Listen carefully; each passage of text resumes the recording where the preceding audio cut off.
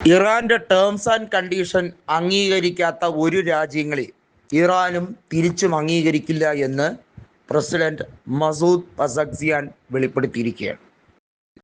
പരമാധികാരിയായിട്ടുള്ള മുസ്തഫ ഖമേനിയുടെ നിർദ്ദേശപ്രകാരമാണ് താൻ ഈ കാര്യം പറയുന്നതെന്നുകൂടി അദ്ദേഹം വ്യക്തമാക്കിയിട്ടുണ്ട്.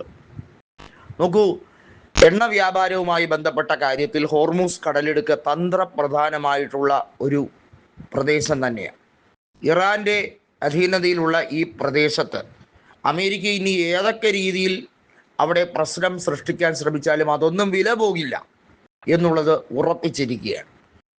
റഷ്യ തങ്ങളുടെ കൂടെ ഉണ്ട് എന്ന വിശ്വാസത്തിൽ തന്നെ ഇറാൻ ഒരു കാര്യം പറഞ്ഞു: ഞങ്ങൾ ഈ യുദ്ധം ജയിച്ചുകൊണ്ടേയിരിക്കും, ഞങ്ങളെ ഇനി ആർക്കും തോൽപ്പിക്കാൻ കഴിയില്ല. മാത്രമല്ല, ഇനിയുള്ള ഏതെങ്കിലും രീതിയിലുള്ള അമേരിക്കയുടെ ഇൻവേഷൻ, അത് കരമാർഗത്തിലൂടെയോ അതല്ലെങ്കിൽ കപ്പൽ മാർഗത്തിലൂടെയോ വ്യോമപാതയിലൂടെയോ ആണെങ്കിലും ഞങ്ങൾ അതിനെ തകർക്കാനുള്ള ഡിഫൻസ് സിസ്റ്റം ഞങ്ങൾക്കുണ്ട്. അതിനുവേണ്ടിയുള്ള ശേഷി ഞങ്ങൾ വികസിപ്പിച്ചുകൊണ്ടേയിരിക്കുകയാണ്. ആണവ സമ്പുഷ്ടീകരണവുമായി ബന്ധപ്പെട്ട കാര്യത്തിലാണല്ലോ ഇറാൻ ഏറെക്കുറെ വലിയ തോതിൽ അവർ പോരാട്ടം നടത്തേണ്ടി വന്നത്. ആ സമ്പുഷ്ടീകരണം തുടരുക തന്നെ ചെയ്യുമെന്ന് റഷ്യ അറിയിച്ചിരിക്കുകയാണ്. ആരുണ്ട് ഇറാനെ തടയാൻ? ഇത് തീർച്ചയായും ഒരു വലിയ വെല്ലുവിളിയായി സ്വീകരിച്ച് ഇറാൻ നടത്തിയ സമാനതകളില്ലാത്ത ചെറുത്തുനിൽപ്പിനെ ലോകം അംഗീകരിച്ചേ മതിയാവുകയുള്ളൂ. ഗൾഫ് രാജ്യങ്ങളിൽ യുഎഇയും സൗദിയും ഇറാന്റെ ചൂട് നന്നായി അറിഞ്ഞ രാജ്യങ്ങളാണ്. ഇനി നേരിട്ട് എന്ന് കളിക്കാൻ ചെന്നാൽ പപ്പടമാക്കിക്കളയും എന്ന് നന്നായി അറിയുന്ന രണ്ട് രാജ്യങ്ങൾ.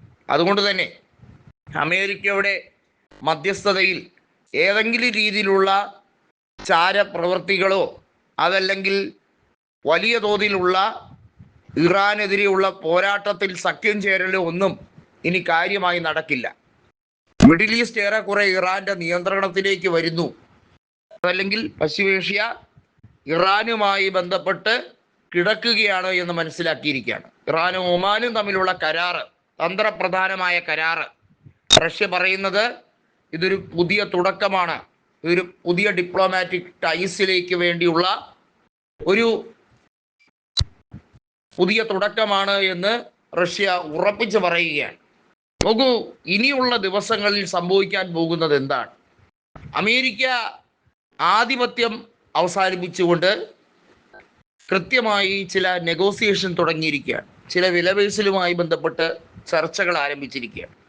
ഇറാനുമായിട്ടുള്ള നേരത്തെയുള്ള കരാറുകളുടെയൊക്കെ കാലാവധി അവസാനിച്ചതിന് ശേഷം അമേരിക്ക വീണ്ടും പുതിയ നീക്കങ്ങളിലേക്ക് പോവുകയാണ്. $40 ട്രില്യൺ ഭീമമായ നഷ്ടം നേരത്തെയുള്ള അമേരിക്കയെ സംബന്ധിച്ചിടത്തോളം ഇനി എത്ര നാൾ പിടിച്ചു നിൽക്കാൻ കഴിയുമെന്ന് അവർക്കറിയില്ല. വരും ദിവസങ്ങളിൽ അമേരിക്ക കൂടുതൽ ഡിഫൻസിന് വേണ്ടി പണം ചെലവഴിക്കാൻ താല്പര്യപ്പെടുന്നതുമില്ല. കാരണം അമേരിക്കയ്ക്ക് അതൊരു നഷ്ടക്കച്ചവടം. അമേരിക്ക ഇനി ആയുധ വിൽപ്പനയിലേക്ക് കൂടുതലായി ശ്രദ്ധ കേന്ദ്രീകരിക്കും. കാനഡ അതുപോലെ തന്നെ മറ്റു ചില രാജ്യങ്ങളുമായിട്ടുള്ള താരിഫ് വിനിമയവുമായി ബന്ധപ്പെട്ട് ചുങ്കം കുത്തനെ വർദ്ധിപ്പിച്ചുകൊണ്ട് അമേരിക്ക അവരുടെ റവന്യൂ സോഴ്സ് വർദ്ധിപ്പിക്കാനാണ് ശ്രമം. അതിനെതിരെയുള്ള നീക്കങ്ങൾ, പടനീക്കങ്ങൾ പല രാജ്യങ്ങളും അമേരിക്കയ്ക്കെതിരെ ആരംഭിച്ചു കഴിഞ്ഞിരിക്കുന്നു. അപ്പോൾ ഇറാന്റെ ലക്ഷ്യം എന്ന് പറയുന്നത് ഇനി അമേരിക്കയുടെ ശത്രുക്കളുടെ കൂടെ കൂടുക എന്നുള്ളതാണ്.